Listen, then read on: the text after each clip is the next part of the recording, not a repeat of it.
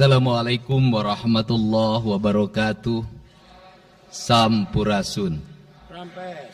Yang saya hormati Ketua DPRD Provinsi Jawa Barat yang mulia Bapak Buki Wibawa, para wakil ketua Bapak Iwan Suryawan, ini tokoh politisi yang begitu kalem saat ada interupsi. Bapak MK Iswara, ini politisi yang tampan selamanya tapi tidak pernah nakal. Dan tokoh spektakuler kita yang sangat populer di antara politisi DPRD Provinsi Jawa Barat, Bapak Ono Surono. Saya sudah tahu Pak Ono kontrak-kontrak medianya sudah banyak nanti ke depan. Kemudian juga Bapak ini sebentar lagi akan berangkat haji, Bapak Kiai Haji Acep Jamaluddin. Terima kasih. Seluruh anggota DPRD Provinsi Jawa Barat, para ketua fraksi, para ketua komisi, dan saya mengucapkan terima kasih atas berbagai otokritik yang dilakukan, baik secara langsung maupun lewat media, baik media massa maupun media elektronik. Dan itu menunjukkan bahwa di Provinsi Jawa Barat ada terjadi dinamika politik yang luar biasa. Semua orang memiliki concern pada hal yang menjadi tujuan kita, mewujudkan Jawa Barat istimewa dengan berbagai cara. Tugas DPR adalah bicara, itulah tugas DPR. Jadi kalau tidak bicara, mungkin DPRD dianggap tidak ada. Saya ucapkan terima kasih atas otokritiknya. Sekretaris Daerah Provinsi Jawa Barat, kemudian yang mewakili Pangdam 3 Siliwangi, yang mewakili Kapolda Jabar, yang mewakili Kejaksaan Tinggi Jawa Barat, dan khusus untuk Kejaksaan Tinggi Jawa Barat, saya sampaikan ucapan terima kasih, rasa hormat yang tinggi kepada Kejaksaan Agung Republik Indonesia atas tindakannya melakukan penahanan dan mentersangkakan Direktur Utama PT Sritek dan salah satu mantan pejabat BJB yang sudah resign atas kasus dugaan penyimpangan kredit, yaitu menyampaikan kredit ke Bank Jabar, mudah-mudahan tidak salah, kalau salah dikoreksi, sekitar 600 miliar rupiah tanpa agunan yang memadai. Dan ini langkah taktis, dan pemerintah Provinsi Jawa Barat melalui RUPS-nya sudah melakukan koreksi dan perubahan secara total sehingga peristiwa ini tidak akan mempengaruhi kinerja BJB. Saya ucapkan terima kasih. Dan semoga peristiwa ini tidak terjadi lagi di masa yang akan datang. Kemudian yang hormati para staf ahli, para asisten, para kepala perangkat daerah Provinsi Jawa Barat. Yang pertama, forum ini adalah forum kebahagiaan. Ada yang berbahagia hari ini, yaitu seluruh warga Jawa Barat, di mana kita bisa menyelesaikan dua agenda, yaitu agenda pengesahan raperda tentang investasi dan agenda tentang pengesahan hasil dari LKPJ. Seluruh rakyat Jawa Barat bergembira karena rencana kita dalam melaksanakan pembangunan akan berjalan dengan cepat.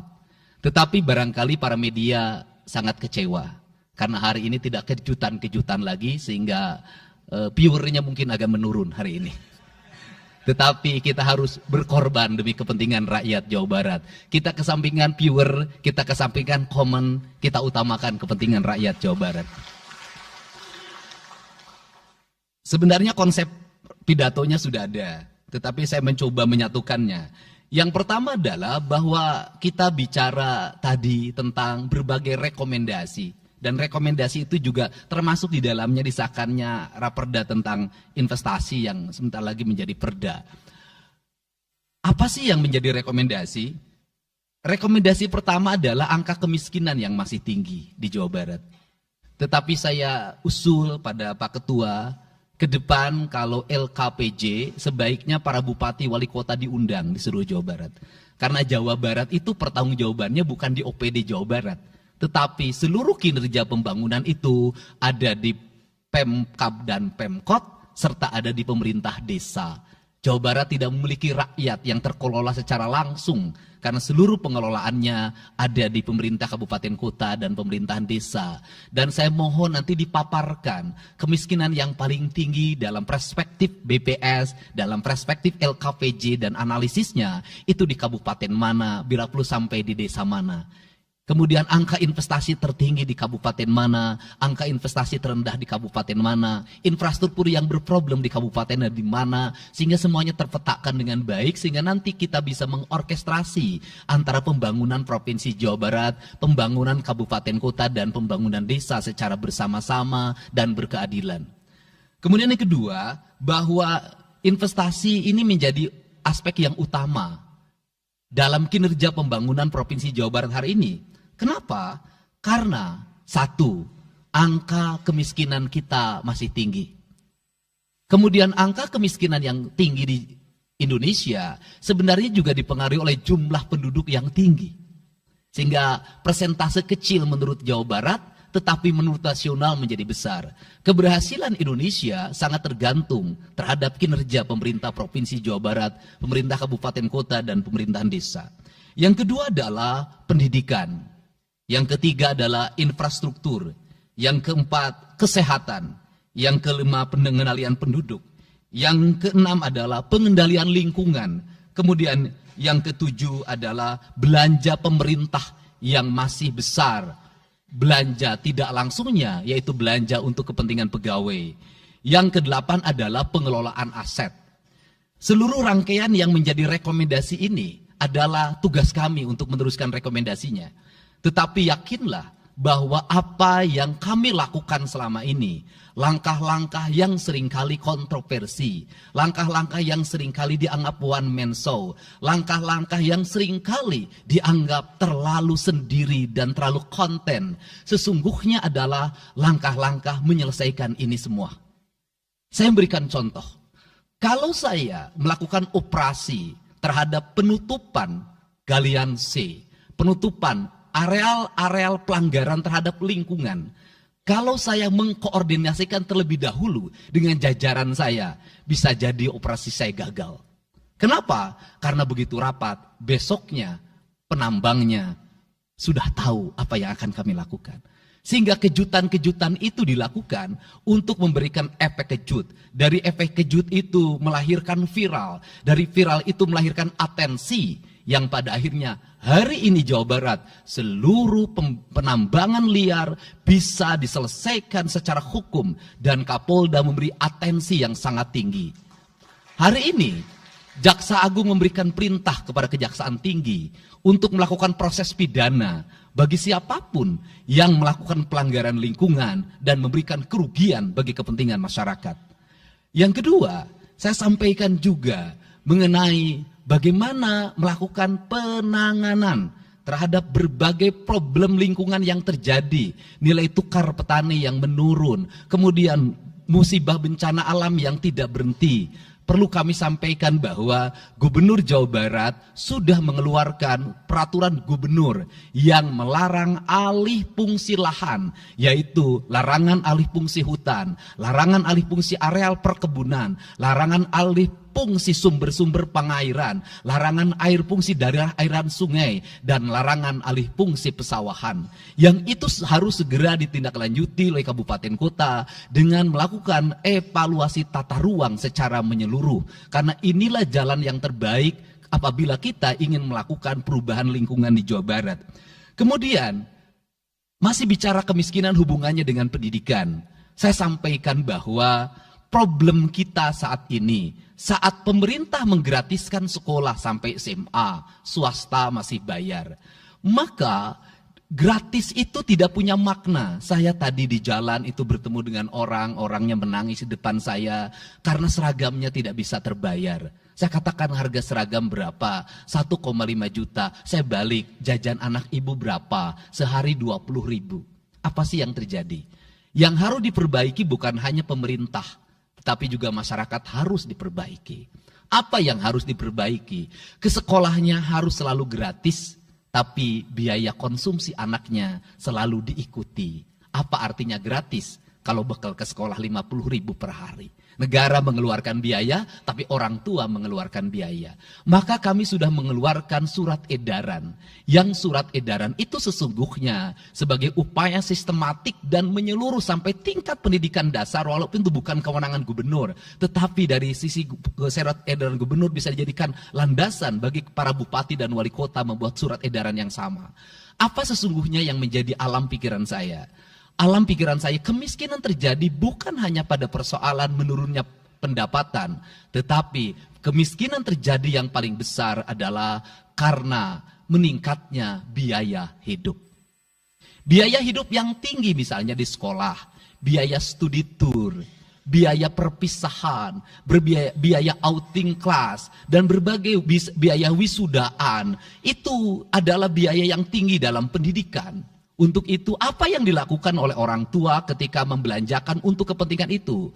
Mereka pinjam bank emok, mereka pinjam bank keliling, mereka pinjam bank pinjol, mereka pinjam NBK, dan mereka pinjam bank Pancasila. Menghentikan ini sesungguhnya, saya lagi menghentikan mereka tradisi meminjam uang dalam keadaan terdesak pada para rentenir. Dan ini strategi untuk menurunkan kemiskinan. Kemudian yang berikutnya adalah perhatian ketika rakyat sakit. Maka pemerintah harus cepat hadir menangani. Kenapa? Karena orang bisa jatuh miskin ke dalam jurang yang lebih dalam. Manakala dia sakit tidak ada yang mengobati, BPJS-nya tidak mampu mengcover, biaya untuk ngontrak selama dirawat di Hasan Sadikin tidak punya, biaya untuk makan untuk keseharian tidak ada, sedangkan tulang punggungnya berhenti karena sakit. Ini juga menyebabkan kemiskinan. Kemudian yang berikutnya, kemiskinan terjadi karena rusaknya sumber daya alam, air yang hilang, sumber penghidupan yang hilang, sumber energi yang hilang, sumber protein yang hilang, sumber kalori yang hilang di lingkungan berupa kerusakan lingkungan, itu akan melahirkan kemiskinan. Maka alam yang tertata sesungguhnya adalah bagian dari upaya untuk menjaga kemiskinan. Kemudian yang berikutnya adalah belanja infrastruktur yang harus meningkat, dan itu di belanja sekarang kita sudah melihat. Itu adalah bagian dari menyelesaikan problem kemiskinan. Konektivitas infrastruktur sangat penting dalam menumbuhkan ekonomi, tetapi di balik itu kebudayaan rakyat tidak boleh diberubah. Kenapa? Infrastruktur baik bisa jadi tanahnya dijual karena mahal, pada akhirnya menjadi miskin kembali. Infrastruktur harus seiring dan sejalan dengan kerangka berpikir publik yang mengerti akan hak atas tanah. Kemudian yang berikutnya adalah pengendalian penduduk. Booming penduduk di Jawa Barat relatif besar. Untuk itu harus dibuat berbagai upaya untuk menyelesaikan problem kependudukan. Saya berkali-kali bercerita bagaimana di Majalengka saya bertemu dengan sebuah keluarga yang tinggal di kontrakan, yang ayah dan ibunya tidur ketika jam 11 siang, dan anak-anaknya berjualan di alun-alun. Jumlah anaknya 11, dan ketika saya berkunjung ke tempat kontrakannya sudah hamil lagi yang ke-12. Ini problem. Dan itu saya kemudian di Cirebon, saya berkunjung pada sebuah rumah yang listriknya baru dinyalakan lewat program Provinsi Jawa Barat. Rumahnya itu ternyata anaknya sudah 4. Padahal dia baru saja menyelesaikan rumah dari pinjaman senilai 25 juta. Dan itu pun belum selesai dan rumahnya 1 kamar. Ketika keluar dari rumah itu saya bertemu dengan seorang bapak yang meminta kepada saya untuk ber-KB. Anaknya sudah 7. Dia tak mau lagi untuk anak yang ke-8. Saya katakan bahwa jumlah anak sangat identik dengan problem kemiskinan. Betul, kemiskinan tidak akan bisa diselesaikan dengan hanya mengatur kelahiran, tetapi setidaknya pengaturan kelahiran adalah bagian dari untuk menekan angka kemiskinan. Dan yang terakhir adalah dari seluruh rangkaian ini adalah belanja pemerintah harus menjadi stimulus bagi kepentingan masyarakat. Maka jumlah-jumlah proyek harus terus segera digulirkan, digelontorkan menjadi kegiatan publik sehingga banyak orang yang kuli, banyak orang yang nyapu, banyak toko-toko yang buka, semen terjual, besi terbeli, dan kemudian regulasi ekonomi berjalan. Warung-warung bisa menjadi tempat para kuli siang hari makan siang. Dan ini adalah bagian dari strategi stimulus ekonomi yang digulirkan oleh pemerintah, itu memiliki sumbangsi terhadap 12% pertumbuhan. Dan yang terakhir adalah investasi. Investasi itu modalnya ada 3. Yang pertama adalah konektivitas infrastruktur, ketersediaan jaringan air bersih. Kita jujur hari ini saya sampaikan ke DPRD, banyak perusahaan-perusahaan yang masih menggunakan air bawah tanah tapi tidak berizin. Bayar pajak tidak, jalan terus. Karena kalau dihentikan mereka pabriknya berhenti. Setelah itu apa? Mereka menjadi objek pemerasan beberapa pihak dalam setiap bulan karena dianggap melanggar perda. Tetapi kalau juga mereka dihentikan, maka pabrik itu berhenti. Dilema itu harus segera diselesaikan. Caranya bagaimana? Caranya adalah pemerintah provinsi melalui Bapeda hari ini harus segera merancang daerah-daerah yang menjadi kawasan industri harus dibangun fasilitas infrastruktur jaringan air bersih dalam bentuk investasi pemerintah sehingga nanti dikoneksikan dengan PAM-PAM atau PDAM di setiap kabupaten kota secara terkoneksi. Dan ini jalan bagi kita menyelamatkan lingkungan dan menorong pertumbuhan PDAM di setiap kabupaten kota. Karena apa? Karena angka pembayaran yang dilakukan oleh industri jauh lebih baik dibanding angka rumah tangga dan angka-angka layanan sosial lainnya. Itu yang pertama. Yang kedua adalah tumbuhnya iklim investasi di mana masyarakat merasa nyaman. Investor merasa nyaman ketika perizinannya cepat. Saya memberitahukan ya bahwa di Indramayu ada pabrik sepatu yang selama 2 tahun tidak mau buka hanya karena perizinan lingkungan hidupnya belum kelar. Saya ngambil langkah pasang badan, lakukan pembangunan karena itu menyerap 8.000 tenaga kerja. Kemudian di Cirebon juga seperti itu, banyak perizinan yang menggantung bertahun-tahun. Hari ini saya janjikan dalam 1 bulan ini seluruh perizinan di Jawa Barat tuntas dan selesai. Dan saya meminta kepala BPM TSP menjadi VR pemerintah Provinsi Jawa Barat untuk senantiasa tiap hari melihat data dan dokumen di setiap kabupaten kota. Mana yang terlambat, mana yang mengalami hambatan. Kemudian yang berikutnya adalah kenyamanan dalam berusaha. Kenyamanan dalam berusaha adalah keterangan para investor dan lingkungan masyarakat terhadap berbagai aksi gangguan dari orang yang mengatasnamakan diri preman. Untuk itu hari ini kita cukup bersyukur di Jawa Barat, peristiwa ini sudah hampir tidak ada. Kapolda kalau dengar ada preman, hari ini turun termasuk ke Garut, dengar ada preman, Kapolda turun. Ini semua stakeholder sudah bergerak dengan baik, layanan investasi sudah berjalan dengan baik, tinggal satu lagi hambatan investasi adalah masyarakat menaikkan harga tanahnya luar biasa. Kasus BYD, kenapa mengalami hambatan sekitar 20 hektar, masih belum terbebaskan? Karena rakyatnya hari ini meminta 3 juta rupiah per meter.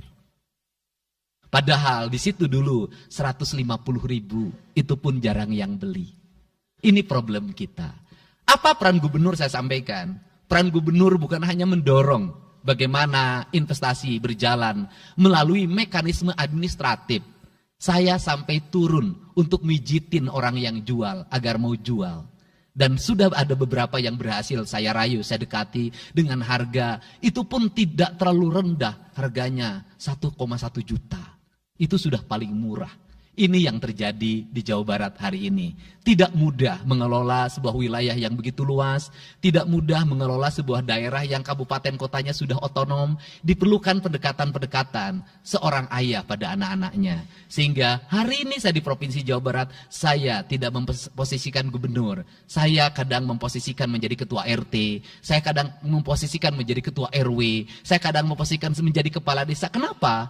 Karena warga ini perlu disentuh dengan pendekatan pendekatan emosional yang kebapaan, bukan pendekatan struktural. Untuk itu saya yakin bahwa forum ini adalah forum kebahagiaan bagi kita semua. Kita sudah bisa menyelesaikan 2 agenda besar. Semoga ini menjadi kado terindah bagi masyarakat Jawa Barat.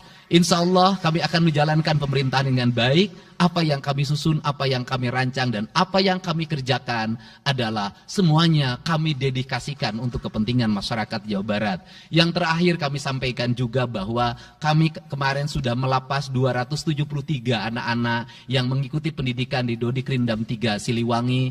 Hasilnya bisa dilihat secara terbuka di berbagai tayangan. Air mata tidak akan bisa membohongi kejujuran rakyat dan anak-anak itu.